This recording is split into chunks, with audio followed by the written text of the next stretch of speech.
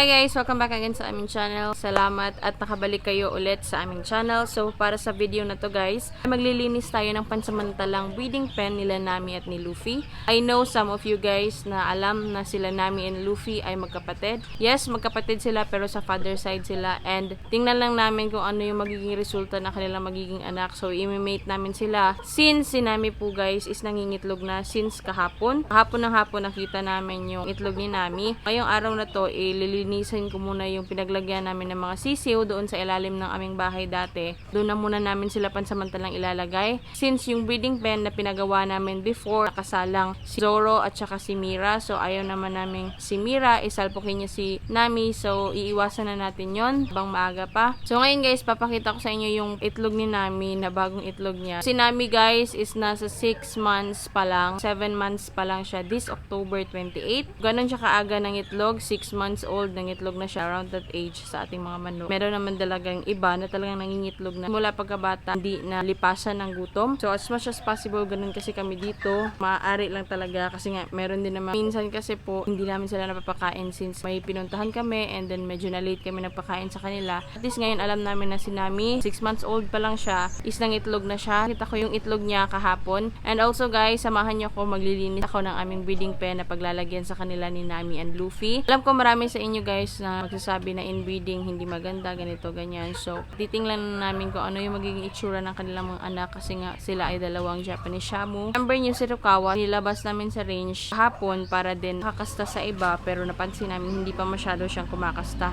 Si Luffy, na-figure out namin before na alam namin na marunong na talaga siyang kumasta kasi nga last month ata yun is pinakawala namin siya sa range and then ayun, talagang hinahabol niya yung mga inahin natin na manok dito. Nandito kasi silang dalawa, ganitong kulungan dun sa kabila.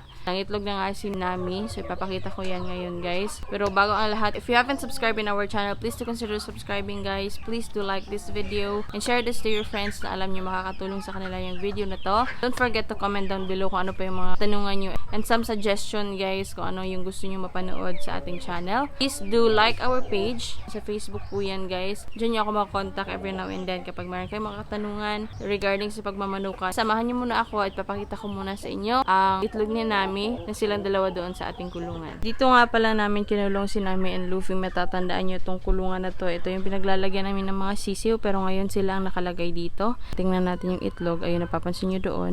Meron ng itlog. Ayan guys. Ito nga pala si Luffy at saka si Nami. Ayan, tsaka yung itlog nila guys. Ayun, nasa baba or sa paa ni Nami. Ayan yung itlog niya kahapon guys. Kaya ngayon gagawa tayo ng pansamantalang breeding pen sa kanila. Kasi nga ayaw din namin isama sila kanila Zoro. Ayan guys, ito yung first egg ni Nami. Yung first egg ni Nami guys is hindi ganun pa kalaki kasi nga una pa lang. Medyo pahaba siya guys. Observation ko, ayan, medyo pahaba siya guys. Monitor din natin kung maganda bang lumimlim si Nami kasi kung hindi, yung mga itlog niya is ipapalimlim natin sa mga natives natin of course. Ganun naman yung diskarte namin always dito. Kapag hindi sila lumilimlim ng maayos, ay kinukuha namin yung itlog nila at saka nilalagay doon sa ating natives. Ito yung paglalagyan natin sa kanila. So medyo marumi siya guys kasi ibang manok namin dito sila lumalagi. Ayan, dyan sila always nakasampa tuwing gabi kaya medyo maraming ipot dyan. Dalawa kasi to guys, kung matatandaan nyo yan, yung isa. So inopen namin yan guys since wala nga kaming breeding the last month kasi nga ay maraming natamaan ng sakit na mga manok. So kaya open tong dalawang lalagyan. Kapag meron na tayong sisi ulit, mas malaki kasi yung sa kabila. So doon sila ulit. So dito habang nangingitlog or lumilimlim na si Nami is pwede nilang gamitin pa ito. Kasi nga wala pa naman tayo masisi. Disinfecting tayo later pagtapos nating mawalisan to. Lalagay na lang din tayo ng paitlugan or yung kanyang nest para nga doon siya maglimlim or doon siya mangitlog always. Linis na muna tayo guys.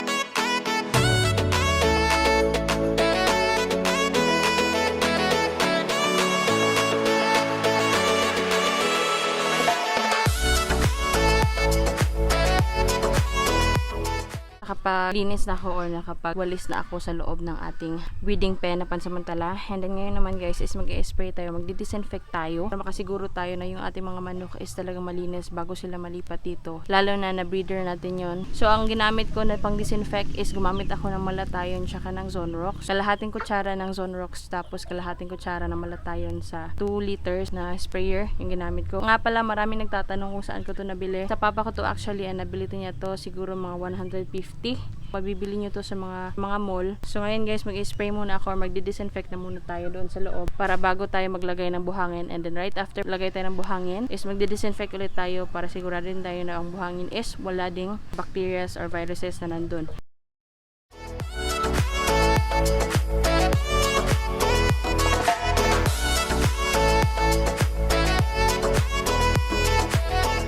And guys, tapos na tayo nag-disinfect. Ibaba na muna natin yung net. Tapos hintay tayo ng mga ilang minutes. And then lagyan natin ng buhangin. Tapos natin maglagay ng buhangin. And then na din natin ng disinfectant. And then right after that, patuyuin na muna natin bago natin ilagay sila namin ang Luffy.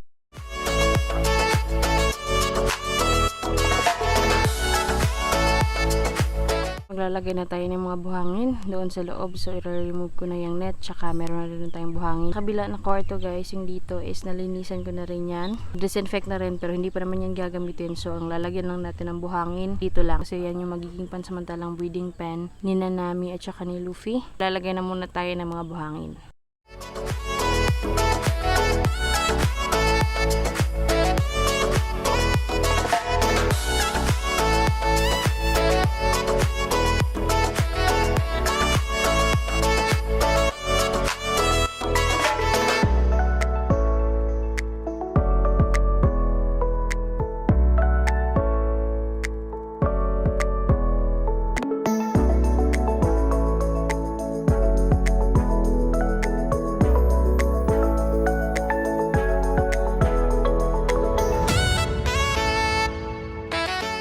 Tapos na tayong naglinis, naglagay ng mga buhangin, nag-disinfect, and then at the same time guys, nakakuha na rin ako ng pwede garan ni Lami. Ito yung nakuha ko or napili ko guys. Isa tong ice box namin dati or isa siyang cooler. Lalagyan siya na actually ng soft drinks pero wala na siyang takip. Then na-junk na rin siya dito sa amin. Sako tayo guys sa ilalim. Mayroon ako nakita kasing tuwalya doon tapos hindi na to nagagamit. So ayan na lang nilagay ko dyan para at least komportable naman din si Nami. And then nga pala ilalagay din natin yung itlog niya kahapon para at least matandaan niya na ito na yung magiging bagong pugaran niya. Ilalagay ko na muna itong ating pugaran.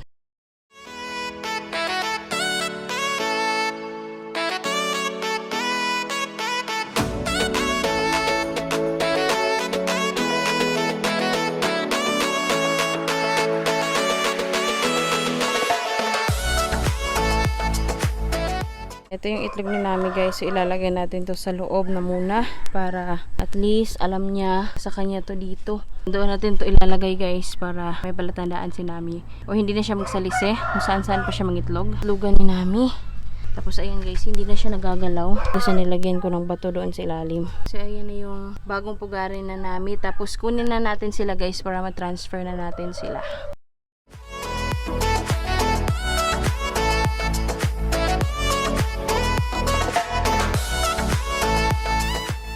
Ito na guys, si Luffy natin. Nakuha ko na siya doon sa loob. Pero ayan, ganito na kalaki si Luffy. Ayan, 6 months old sila guys. So ipasok na natin siya sa loob guys para makapag-liwaliw na siya.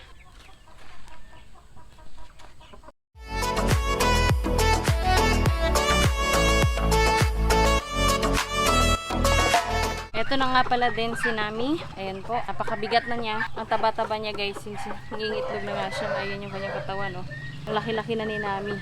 Ayan guys. Lalagay ko na muna doon para at least tingnan din natin sa susunod na video habang nangingitlog siya. Tingnan natin kung makakuha tayo ng footage niyan. Lagay na muna natin si Nami.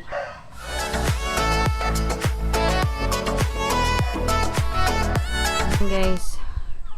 Ayan guys. Kinakastahan na ni Luffy agad-agad.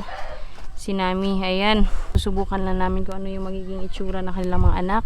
Anyway, meron naman din si Rukawa. So, sayang naman yung itlog kasi ni Nami.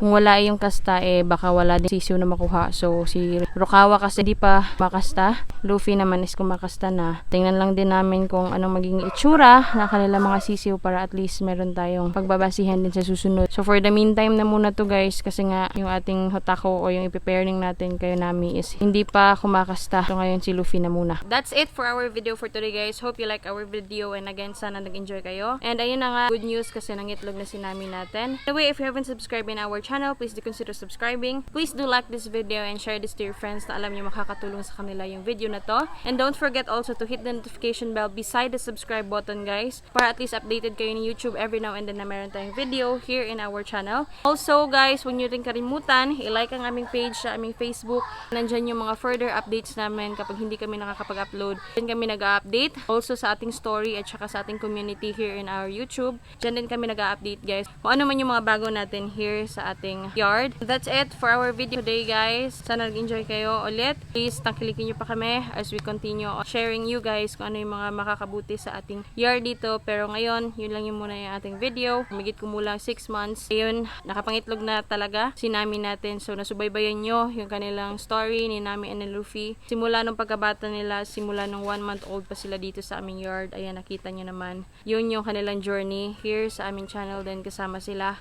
And ayun, thank you for watching guys and hope you enjoy it. And please stay safe, stay home. Please do good guys. Goodbye and peace out everybody.